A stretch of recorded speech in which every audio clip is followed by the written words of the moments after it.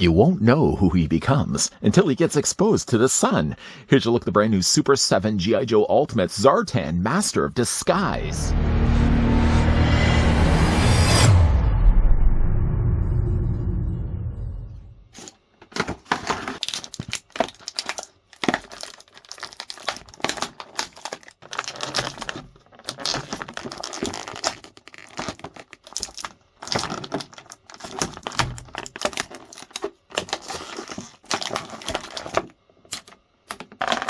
Zartan can alter his skin color at will to blend in with his environment. He is also the master of makeup and disguise, a ventriloquist, a linguist with over 20 languages and dialect, an acrobatic contortionist, and a practitioner of several mystical arts. Very little is known of his background and origins, but most security agencies agree that he must have European Military Academy training, probably St. Cyr. I'm sure trying to pick this guy out in a police lineup would be impossible. But just before, of course, we get a close look at the brand new Super 7 G.I. Joe Ultimate Zartan, not only the Master of Disguise, but the leader of the Dǝvᴉous as well.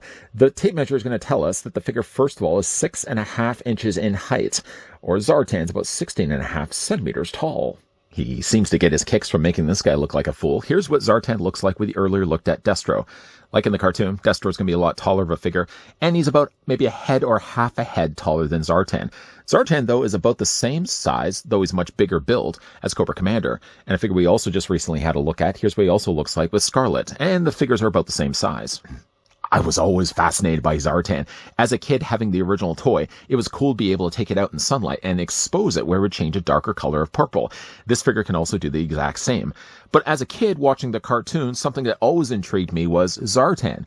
Was he wearing hair or did he have a hood? Now, before you quickly say he had a hood, think about the few episodes you may have saw Zartan in where his hair seemed to be blowing in the wind. So curious by that same question as a kid that I happened to reach out to Toy Fair. This was Toy Fair actually from October 2006. If you happen to have this issue, it's issue 110. And if you flip to page 6 of 110, where you could ask yourself to ask Toy Fair questions, I happen to have asked the question to Dear Toy Fair, 2 questions for you. What's the deal with Zartan? Ever since I was a wee boy, and this is exactly what I wrote, I've wondered what is on Zartan's head. In the cartoon, it looked like hair when the wind was blowing it. Then it would look like a hood. In the toys, it looked like a hood. In the comics, it looked like a hood. And then hair. Which is it? I also went on to say, second, Justice League Unlimited was just about the coolest thing since double stuffed Oreos. I'm still trying to get over the show's demise. Please, oh please tell me, is that Mattel still planning to keep the toy line going, at least for a few more runs? They've got surefire hits. I also proceed to ask him to say hi to my wife. But the response I did get down below from Zach, who actually Zach went on to do Diamond Select. So if you know Zach Oates from Diamond Select, he was also the one that was doing Toy Fair magazine. His response, though, to Zartan, I'm going to skip through the part where he talks about, he says hi to my wife and talks a little bit about Justice League Unlimited. But the part specifically, he goes on, and you can even read it for yourself. For Zartan's hood hair controversy, I had to seek out the guidance of Joe Authority and Toy Fair editor Zach Oates. For the second season of G.I. Joe, as well as the movie, Zartan did in fact have long, wavy hair, and that was almost indistinguishable from the hood he wore throughout season 1. However, this is incredibly stupid and largely ignored by most of the civilized world. I did send that letter out. Let's look at the accessories now to come include Zartan. I don't think you'd be disputing the idea that any one of his alternate head sculpts, he does have actually 2 others, are going to be actually having hair. If you were to look at them, they're clearly more hoods, and these can easily just pop out with the existing one that he has. Just before we look at the alternate head sculpts, let's look at the smaller sized accessories that the figure comes included with. It comes with 2 episode-specific accessories from the episode Countdown to Zartan, where in fact he actually sneaks in and sets up this Cobra bomb disguised as Dr. Metier. And funny enough, they end up finding out that it's obviously Zartan, and they lock him behind bars, as he has to then look at the stop clock, counting down the time before the bomb actually blows up. So you actually get not only the time stopwatch that he looks at, but he also gets the included bomb. I think it's actually Recondo, the one that cuts the wire, and I think it's either the blue or the red wire, but he cuts the wire in the middle and he defuses the bomb with very little time to spare. The fact that they actually include both of the accessories is really a nice touch. Not only Countdown to Zartan is one of my favorite episodes of G.I. Joe, but it also has very quotable things from that episode. It is also the same episode, as a G.I. Joe fan myself, where the Dreadnoks are teaching the new up-and-coming trainees. And Torch proceeds to tell the person not to burn the top of the building. You burn the bottom, you destroy the foundation, and the whole thing comes tumbling down. Countdown to Zartan. Let's look at the other accessories now that come included with the figure. The figure also comes included with a very small knife. The handle looks like it's painted or molded, I would say, more in dark gray. The painted end of it actually ends up being the blade. Now, this can fit into with the hands that he already has right now. Not going to be doing much of anything. But he does also come include some gripping hands, so you can hold the knife using those. Just to grab one of the hands that's suitable enough for holding the knife. You can see that the knife, though it's harder a little bit to get that inside his grip, it actually holds it really quite well. You can also take as well the knife, and located on the side of his boot, he actually has a little holster, and just take the knife and slide it in place. And it's going to hold actually extremely well. It's not going to be going anywhere. The figure also comes included with 2 laser pistols. One I think is a little bit more closer to looking like the original figure accessory, and then one is a little bit more stylized. It looks kind of more like the cartoon. Probably for Zartan, I would end up displaying him with one of these. Maybe I would say this one because I like to display them on the shelf more as the cartoon tie-in characters, not necessarily from the toy line. But again, you get 2 different blasters, very similar. One is just a little bit more detailed, as you guys can see. And one is a little bit more simplified. I like the simplified blaster myself. He also comes included with this pretty cool looking rifle. It's got a scope and a sight on the front, and you can see it's been molded basically in the same gray plastic. He can have them, of course, he can grip them with both of his hands. It does involve, of course, a little bit of swappage. Swapping out those accessories, by the way, first of all, he comes included with a pointing hand. That's not be good for holding any of those accessories I just finished talking about. But leading out the Dreadnoks, you can certainly have him pointing out, telling him where to, I don't know, destroy the Joes, destroy the foundation. And the whole thing comes tumbling down. He also comes included with a couple of karate chopping hands. Ha-cha! Not probably going to be displaying him with those. He also comes included with a couple of more gripping hands, good for, of course, holding the blasters, or the knife, if you will.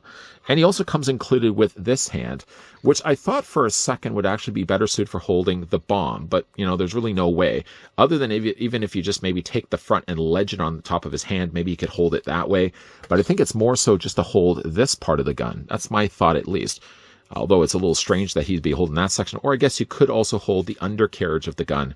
Kind of like that also as well. Although I don't think you'd want to put your hand so close to the end of a hot barrel. Those are all the accessories that come included with Zartan. Of course, the figure also comes included with 2 swapped out heads. The one that he has, actually just before that, just backtrack just a little bit. That pistol, by the way, does also have a holster on the side. So you can also take the holster and holster it. Take the pistol, holster it on the side of his leg. Although this one, I have had this followed a couple of times when I had the figure tilted upside down. Some people probably would say, why are you even tilting the figure upside down? This is the defaulted head sculpt that Zartan first starts with when you get him out of his plastic prison. He's not necessarily looking at any countdown clock, though, so he doesn't have really any expression on his face. It's just more of a neutral expression. And yes, looking at that, it's clearly easy to see that the character has a hood rather than hair. It would be nice as a little reference there if they had actually included a hair head sculpt, but everybody would just identify it as a hood anyways. You can see there's a little point on the back of it. This is all, by the way, very soft plastic. It's strange, actually, that we saw the original prototype images that Super7 did present when it comes to Zartan. And actually, Zartan only had one hooded head sculpt, and then the other 2 seemed to be bald, kind of implying the idea that you'd be able to take the hood off and then transplant it to the other 2 various head sculpts. I guess they just decided it'd be a lot easier just to include the alternate head sculpts with also hoods included. You get 2 of them. One is him of a screaming face. And then there's also this one that has, I don't know if you would say a smile on his face. This one looks a little bit more like the toy, I would imagine. I mean, obviously either one of them would also look like the cartoon. Also, one of notable quotes from Zartan is from G.I. Joe, the movie. When he I think it's Globulus gives him a gem, and he says, I have a question. And then he gives him, of course, the stone. He goes, a gem of that size answers all my questions. Anyways, you do get 2 alternate head sculpts, and again, like the plastic used for both of these is pretty soft. If you did want to swap out the heads, it's just a case, actually, you know what, I'm just going to pull the knife away first. You just pop the head off from the provided ball joint, and then just swap it out for the head that you want to use. A little bit of pressure may be required on your part. You could also go in there as well and heat this up with hot water, or you can also use a hairdryer. I have since done that, although I think the plastic has cooled with all the talking about Toy Fair that I was doing at the beginning of this video. If I can put a little bit of pressure on this, Not, of course, breaking the peg in the process. There we go. There's what Zartan. I think actually, you know, honestly, with the 3 heads that we get provided, this might be my favorite. Just the fact it's got a little bit more of an expression on his face. Any one of these as well can be triggered by sunlight. And it's just, again, a case of, you know, taking a guy, exposing him to sunlight or extreme temperatures. You could probably put this guy as well in the freezer. I have a much quicker solution. We'll kind of get more to that in a moment. Few little things that I'll sprinkle into this review as problems that I find with this figure. I think more things that got overlooked. The biggest one being the fact he's the master of disguise, and yet he doesn't come included with any swappable masks. Now, in the cartoon, he would have obviously just changed his entire look. For example, in Countdown to Zartan, he was Dr. Métier. So, of course, he wouldn't even look like Zartan. He'd be wearing, of course, just like a regular outfit, and then Dr. Métier's face. It'd be a little harder to pull that off from a cartoon version of Zartan, but at the very least, they could have come included with some swappable head sculpts that you could just have put over top of his face. More a throwback to the original toy. He also is completely missing the backpack. Not that I really want a big hole on the back of his torso, but the little backpack that could have come included with, like, not to think that this is too far of a removed idea, because Duke and all the other G.I. Joes have come included with toy-specific accessories. Why wouldn't Zartan, the master of disguise as well, why wouldn't he have come included with alternate face sculpts, alternate masks that you could have put in place? The other thing I really wish that this character could have come included with as well is the glowing torso piece. Usually when Zartan was angry at something, and usually it was always Destro, his front of his chest would always glow really bright. I would imagine that would have to involve probably taking this front half piece and just detaching it. But if they had a glowing piece that could have put in place, sort of like a glowing pink, they could have swapped it out. I think that would also have been a really nice touch. Obviously, this whole time, I'm sure you guys have been asking, does this guy glow? Well, he does change colors if you put him in the sunlight. The fact that's taking him out to the sun, waiting the while that I would have to do to get this guy back in, and then, of course, putting this guy in front of the camera, I actually have a simpler solution. If you happen to have yourself a black light, you can take the black light and shine it across the plastic, and the changing of the plastic is instant. You do just a few seconds. I'll do this. Now, I don't know enough about black lights to tell you if that's going to damage the plastic long term. I'm only really doing this just to show you guys that the plastic changes color as quickly as it does, but I don't know if I would recommend having this exposure of black light always doing, like, don't always do this in front of the figure, because I don't want to be the guy that says, use a black light. And then somebody says, oh, my plastic now can't change back from being purple. Again, I don't know enough about black lights, but I do know at least that you can take yourself a black light. And the neat thing about a black light is just looking at the head sculpt for Zartan of what we started with, of course, with the head sculpt I did change him out to, then taking yourself the black light. Quickly, you'll see how that changes the coloring of his face. And you can also do that as well for his torso. You can do it as well for his arms and his midriff as well.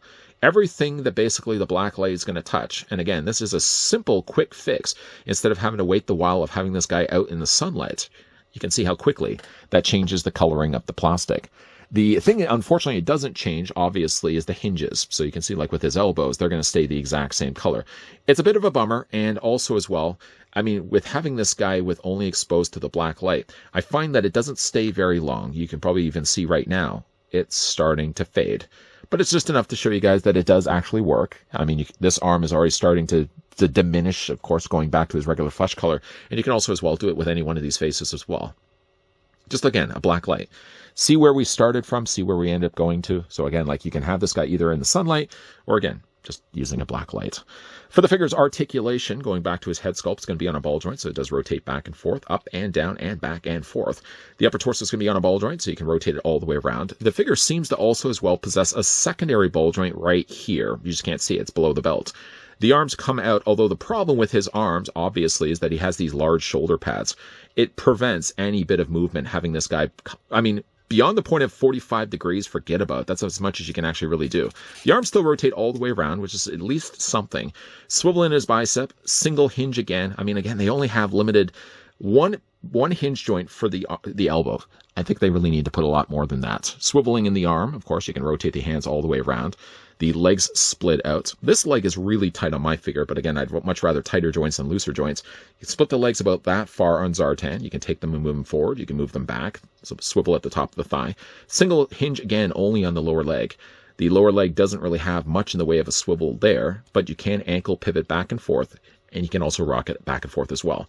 Zartan is good. I mean, I don't know if he lands a perfect likeness. He's kind of in the same way as Scarlet. Let's just actually bring Scarlet back in here for a second.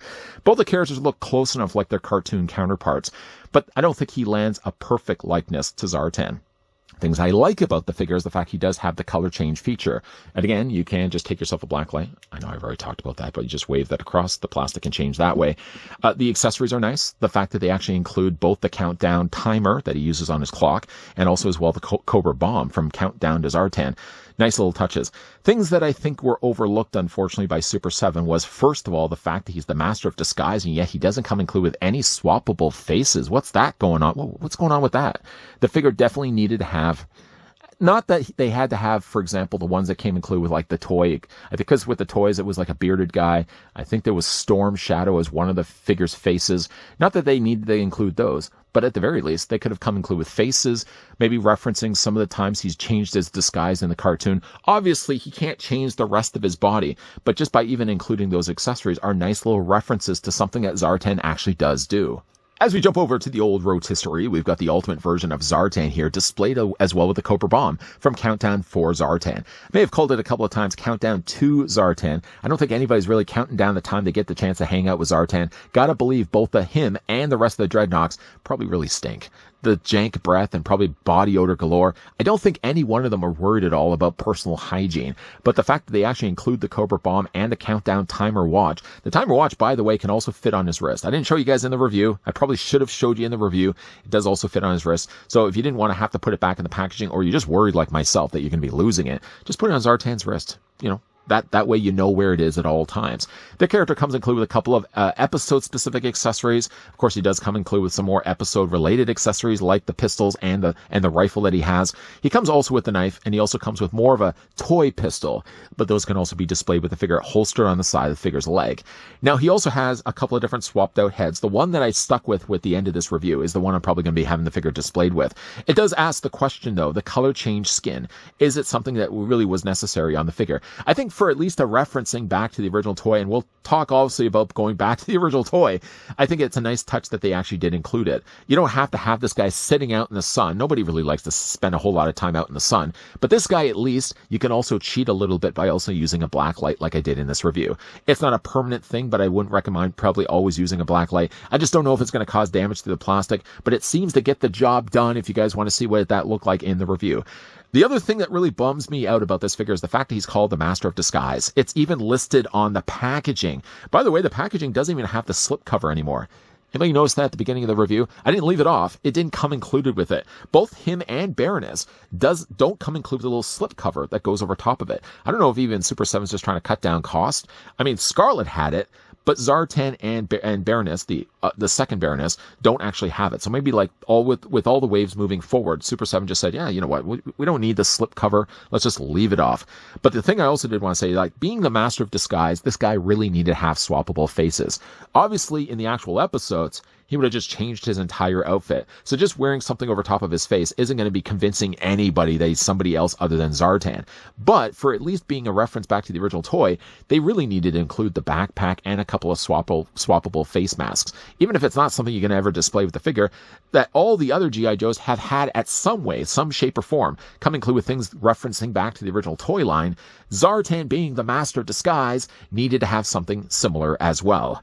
What do you guys think of Zartan? Let me know down below in the comments section, and let me know if you have that issue of Toy Fair. I want to make sure, like, it's one of those things that's now paid off dividends. I mean, I sent that letter way back in 2006, and now, 18 years later, I finally was able to cash it out. Thank you, by the way, for Zach for responding to that question.